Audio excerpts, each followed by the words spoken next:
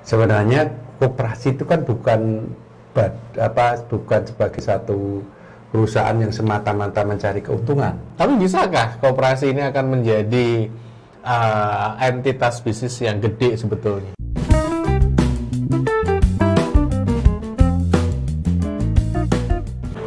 Semangat pagi teman-teman, kembali lagi dengan saya Imam Safi di Ngobrol Santai sambil ngopi ini round. Jadi kan saya ngopi Pak? Ya, masih ngopi. Kalau masih kopi, kemarin dapat kopi Arabica Mandailing dari teman yang bawa. Hari ini saya kedatangan tamu istimewa. Beliau master suhu, senior saya di bidang pendampingan UMKM, pendampingan koperasi adalah Mbah Ngatijo.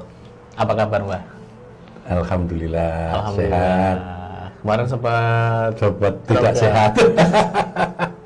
Ya tapi bersamaan dengan COVID jadi nggak terasa. Bukan COVID kan? Enggak. Aman kalau COVID. Aman, alhamdulillah. Saya sudah di swab itu aman. Alhamdulillah. Nah, kita akan ngobrolin soal agak serius sebetulnya bahasanya. Ngobrolin soal koperasi. Nah, ini banyak yang nggak ngangkat isu ini.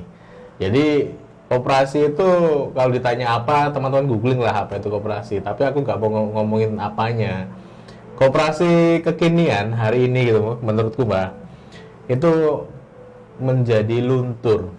Nggak tahu nih pandangan Mbak Ngatijo. Maksudnya masyarakat pada akhirnya nggak begitu kenal banyak koperasi gitu. Ya, jadi sebenarnya terjadi kalau menurut saya itu ada namanya degradasi atau kemunduran pemahaman terhadap koperasi karena dukungan pemerintah sendiri masih setengah hati dalam mengembangkan koperasi. Bahkan kadang-kadang direcoki dengan kepentingan-kepentingan politik. Nah, kalau kita bicara koperasi sesungguhnya sebagai suatu kekuatan dan gerakan ekonomi sangat bagus. Karena di luar negeri koperasi itu bisa berkembang tumbuh hebat. Tapi di Indonesia itu seakan-akan dikekang gitu. Ya dikebiri gitu ya. Ya enggak boleh ini. Misalnya salah satunya yang mengekang itu masalah perpajakan. Sebelum ini ketika saya sekitar tahun 95 itu koperasi enggak bayar pajak. Baru setelah tahun berapa ya, sekitar 2000-an ke sini koperasi diwajibkan membayar pajak. Nah, sementara kalau kaitannya dengan pajak koperasi ini, sebenarnya koperasi itu kan bukan sebagai satu perusahaan yang semata-mata mencari keuntungan, tetapi sebenarnya berkaitan dengan manfaat apa yang disediakan oleh koperasi untuk angkutannya. Jadi bukan hanya semata-mata uang. Nah, salah satu contoh dengan berkoperasi orang bisa berjejaring dengan usaha-usaha yang lain. Nah, bukan selain itu menjadi anggota koperasi kita bisa belajar bekerja sama, bertoleransi, termasuk hidup mandiri, berswadaya itu. Nah, itu salah satunya gambaran berkoperasi. Bukan hanya sekedar uangku berputar di koperasi dan saya mendapatkan SAU dan keuntungan. Sehingga menurut saya koperasi harus kembali ke kita sebagai kumpulan orang, bukan kumpulan uang. I see. Ya, sehingga sekarang ini menurut saya kalau kita bicara koperasi belum ada yang betul-betul dikelola bisnisnya itu betul-betul secara serius. Karena ada beberapa hal yang menghambat. Yang tanpa sangat terasa itu koperasi sektorial. Itu terganjal di soal-soal perizinan. Misalnya izin ekspor. Nggak bisa koperasi ngurus?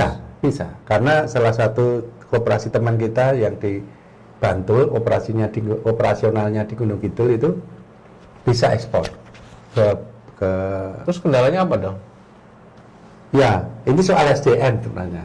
Jadi SDM yang tidak memahami tentang mekanisme ekspor dan terutama dalam hal pengelolaan bisnis ini kan tidak sesimpel simpan pinjam. I see. Jadi sektor real dengan simpan pinjam itu beda. Jadi menurut saya koperasi ini harus dikembangkan di semua sektor. Contoh begini sekarang, petani mengeluh harga jual panenan rendah. Ternyata setelah dirunut-runut ini karena mata rantai tengkulak, sebagainya. Tengkulak dan sebagainya. Di samping itu juga ada kebijakan pemerintah. Misalnya harga gabah dikendalikan oleh pemerintah, misalnya gitu. Nah, kalau ini pemerintah itu memberikan iklim yang menurut saya yang sejuk untuk koperasi, tentu koperasi akan tumbuh subur. Tapi sekali lagi koperasi itu kadang-kadang hanya diperalat sebagai alat politik. Nah, itu banyak kejadian bukan umum lagi. Bahkan kebijakan pemerintah kadang-kadang lucu dan aneh. Ada pengulangan-pengulangan yang sebenarnya tidak perlu dilakukan. Harusnya tinggal melakukan evaluasi, kelemahannya di mana, kurangnya di mana, itu yang dibenahi. Tapi ini enggak, kembali lagi. Contoh BUUD, Badan Usaha-Usaha Unit Desa, dulu itu ya seperti BUMDes sekarang. Itu tahun 68 sampai sekitar 70-an. Itu BUUD bagus. Kemudian ini digabung menjadi KUD, Koperasi Unit Desa. Nah, KUD-nya ditinggal oleh reformasi, akhirnya hancur. Oh, I see. Ya, hancur, tidak ada dukungan dari pemerintah, akhirnya, seperti itu nasibnya. Sekarang mengembangkan BUMDes. BUMDes sendiri tarik ulur sama koperasi. Badan hukumnya koperasi. Kan bingung ini. Jadi kebijakan pemerintah sendiri yang kadang-kadang membuat bingung masyarakat. Nah, kembali ke koperasi, sebenarnya menurut saya ada beberapa hal yang perlu kita pikirkan. Bagaimana menjaga keberlanjutan koperasi ini dari sisi landasan, kalau boleh saya katakan ideologinya, ideologi koperasi. Karena selama ini terjadi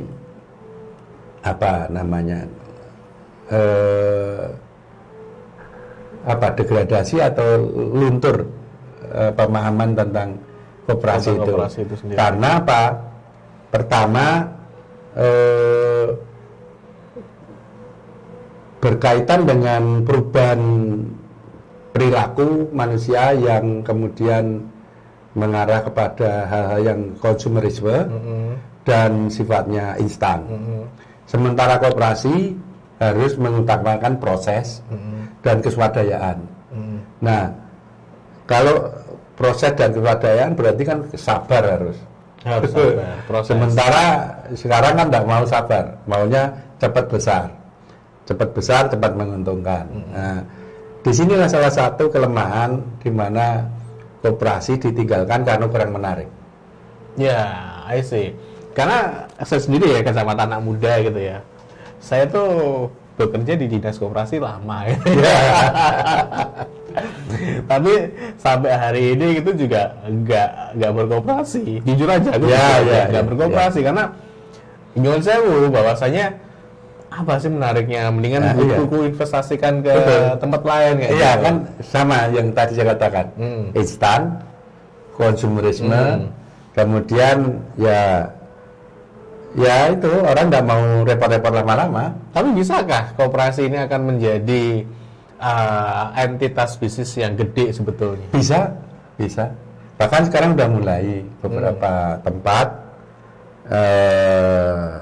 Jadi ada, ini contoh yang boleh dibilang belum seperti Mondragon, tapi yang Mondragon yang di Spanyol itu. Tapi paling tidak arah itu sudah ada. Jadi ada satu koperasi simpan pinjam cukup besar. Dia tidak hanya menangani simpan pinjam, tetapi dia menangani pengelolaan produksi gula aren. Ini pohon arennya punya anggota itu menjual buah arennya ke koperasi. Nah, koperasi yang mengolah, memasarkan. Kemudian koperasi ini juga mengembangkan jasa penginapan, hotel. Wow. Dia punya hotel. Kemudian selain itu dia mengembangkan supermarket. Jadi sekarang ini koperasi ini di Jogja itu? Enggak. Masih di Kalimantan Barat. Kalimantan Barat. Ya, Kalimantan Barat. Namanya Kelingkumang. Nah, Kelingkumang ini satu koperasi besar. Ya kalau umurnya belum begitu lama, sekitar tahun 90-an lah dirintis itu. Nah, tapi sekarang ini gesahnya cukup bagus karena memang dirancang dan dipikirkan dan didukung oleh SDM yang mumpuni. Akhirnya dikelola secara modern, koperasi di desa dengan teknologi canggih. Ya, karena mereka ada kesempatan belajar ke luar negeri sehingga banyak hal yang dia terapkan untuk membangun desanya. Jadi koperasi itu memang sebetulnya bisa jadi sebuah entitas bisnis yang gede. Bisa. Pertanyaan kami adalah kenapa kami nggak banyak tahu soal itu gitu loh. Nah, kenapa anak-anak muda ngerti lah Mas Firman? Tidak ngerti Mas Firman. Ya itu kelemahannya sekarang di situ. Karena apa? Mestinya koperasi ini harus mengutamakan pendidikan sebagai satu upaya untuk membangun aset kelembagaan. Nah, sehingga orang-orang yang ada di dalam koperasi ini orang yang paham tentang apa itu tujuannya, apa nilai-nilainya di dalam koperasi. Nah, ini sudah luntur, tidak disampaikan lagi. Ini sistemik, saya katakan sistemik. Di dunia pendidikan tidak ada lagi pendidikan berkoperasi. Sampai perguruan tinggi hanya Ekopin yang mengajarkan koperasi. Ya karena khusus perguruan tinggi koperasi. Ya, tapi seperti Gajah Mada, seperti ini nggak ada pendidikan ekonomi. Ekonomi itu hanya ekonomi untuk perusahaan. Ekonomi koperasi enggak. Sebenarnya kalau kita bicara apa bedanya koperasi dengan perusahaan, kalau bisnisnya sama sebenarnya, ini hanya lembaganya yang beda. Nah karena kalau menurut saya ada disguise behind koperasi, sehingga takut kalau koperasi ini besar, negara akan tersingkirkan perannya. Contoh misalnya, masalah pangan dikuasai koperasi, negara tidak bisa mengendalikan. Gitu. Coba kalau petani-petani ini bergabung di dalam satu koperasi. Oh iya, kebijakannya kan kebijakan internal koperasi. Ya, iya. Kebijakan para anggota. Betul. Makanya salah satu hal itu. Jadi tidak boleh besar itu karena apa? Bisa dijadikan proyek. Koperasinya tidak akan bisa besar. Karena apa? Nanti kalau besar, waduh, nanti tidak ada kerjaan.